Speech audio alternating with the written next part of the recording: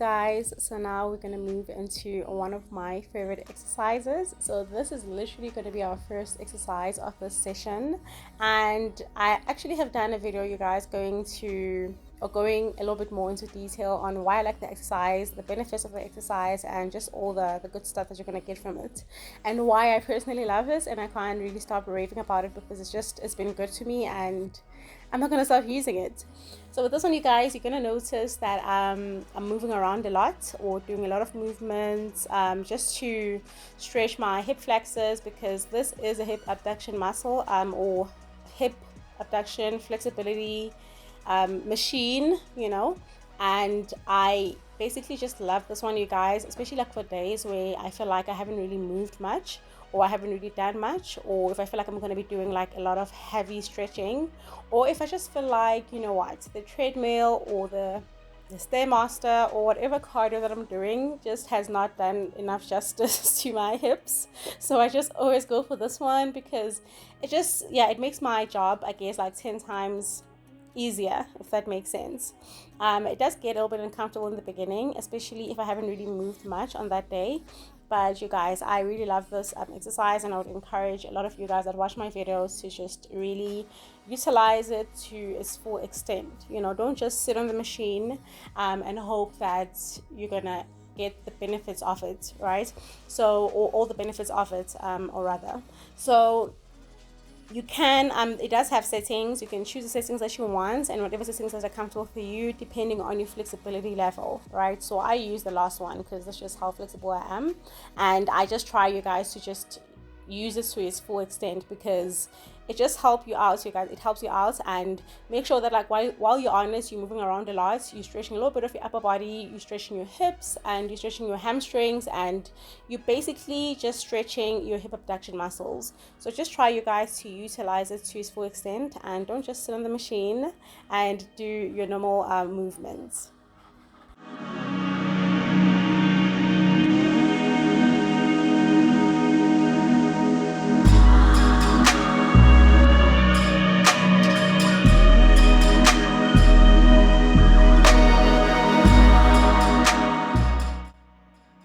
Oh yes, and another thing to note, you guys, while sitting on the machine is just to, honestly, as I've mentioned earlier, is to just try to utilize this machine to its full extent, because if you're going to just sit on the machine and not do much, you're honestly just doing yourself a disservice, and you're not really going to get the most out of the machine, compared to if you're going to be moving around. I can't really say what movements that might be comfortable for you, but it'll just have to depend on what you're trying to target at that time. But with me, I try to just utilize it to make sure that, like, I get the most out of it, that, like, when I get out of that machine, literally, as I guess, I feel lighter, if that makes sense, flexibility wise.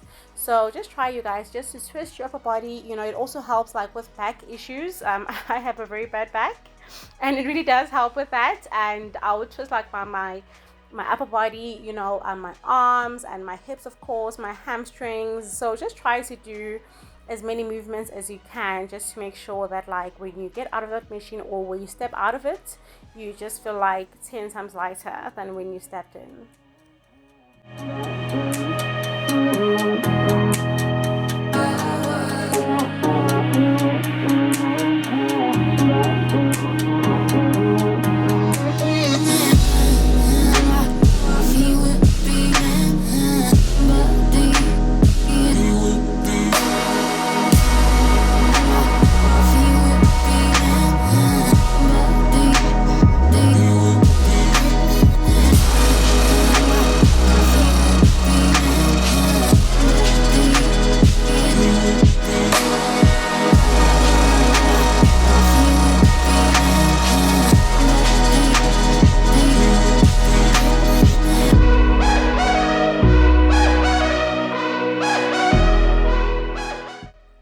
Okay, you guys, for this next session of the exercise, just try to make sure that you get any form of weights that you can find, or any form of weights that you think that they can work for you at that moment. I unfortunately didn't get those because I don't know what I was looking for, but I just didn't find it, or I just couldn't think about what I actually wanted at that time. But also just didn't want like those big weights, you know. But just make sure that you guys, you gather any weights that you're comfortable with, because we're going to use those weights for this next phase of the exercise. So the first thing that I'm going to do, you guys, because we are going to be focusing on our lower body mobility and flexibility, and our hip flexors, our hamstrings, and basically just like our overall lower body mobility and flexibility. So with this one, you guys, as you can see, I'm just doing some movements just to get comfortable, just to stretch those hamstrings, or to just get my body used to, I guess, that position. So it's very important, you guys, for you all to try and do that. If you are, of course, like crazy flexible, then you don't really need to do any of these things. You can just go into, I don't know, the full exercise, you know. But I just try to test, you guys. It really does help you test for any pains that you might be having on your hamstrings, for instance, or in your hip flexors, or just to, you know, it doesn't really matter how flexible you are, but it's always great to just test, you know, like for instance, whenever you're doing other exercises, or it's like squats or something, you would try to, or at least I try to just do them without weight for the first, I guess, 10 reps or something, right? Just to see that, like, you know, my body's fine and I'm ready to actually get into the workout. So just try, you guys, just to move around, and yeah, and just try to progress as you go. So the following thing that I want to mention to you guys when doing the wide straddle is to just make sure that you guys, you keep your core engaged, and just try to make sure that like you pace yourself and you breathe and you try to relax and make sure that like your back is straight all the time. I know I like saying this, you guys, but just please try to make sure that like you keep your back straight. With regards to your feet, just try to keep them, I guess, as straight as possible, right? Try to avoid bending them or bending your ankles or anything like that, right? Because what you're trying to do by not really flexing your ankles, you're trying to make sure that like you stretch your hamstrings to the max, right? Depending on how that looks like for you flexibility wise. So just try to make sure, you guys, that you keep your core engaged and make sure your back is straight, and yeah, take it as you go.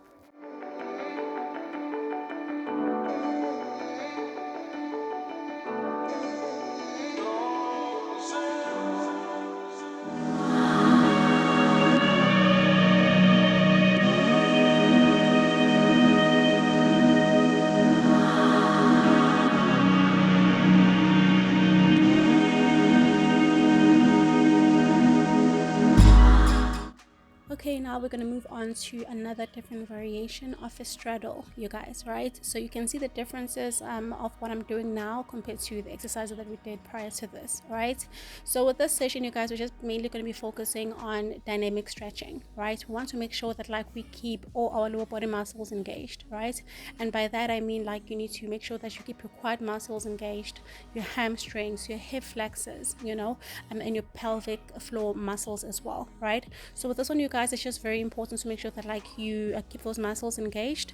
If you are able to do a full middle split, I want you to just avoid, I guess, going into the full middle split and relaxing. I want you to make sure that like you just keep yourself engaged in order to make sure that you, I think like with dynamic stretching, you guys, it's just easier to maintain or to keep your flexibility, right? And compared to static stretching, right, where you're just like relaxing and letting your body just flow however it wants, right? But the good thing about dynamic stretching is that the more you do it, the easier it's going to become for you to maintain your flexibility and or to keep your flexibility, and it just also makes, I guess, static stretching or other forms of stretching easier for you. So just try to make sure that you can keep that in mind while we move on to the different variations of the straddle.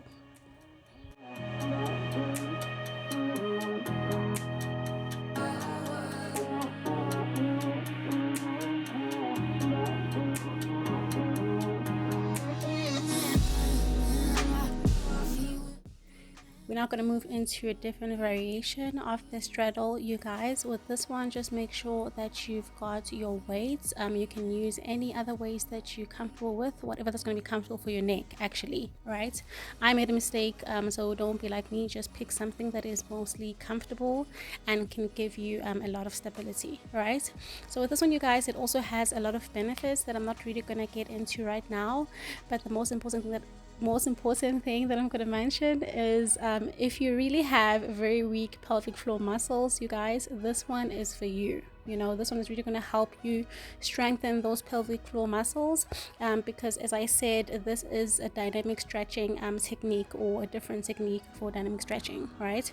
So this one, you guys, the most important thing is just make sure that like you keep your core muscles engaged and you keep those pelvic floor muscles engaged. So it has a lot of benefits, which I've already mentioned on the other voice recordings, but then now, you guys, this one is also very good and very beneficial if you want to ace those middle splits.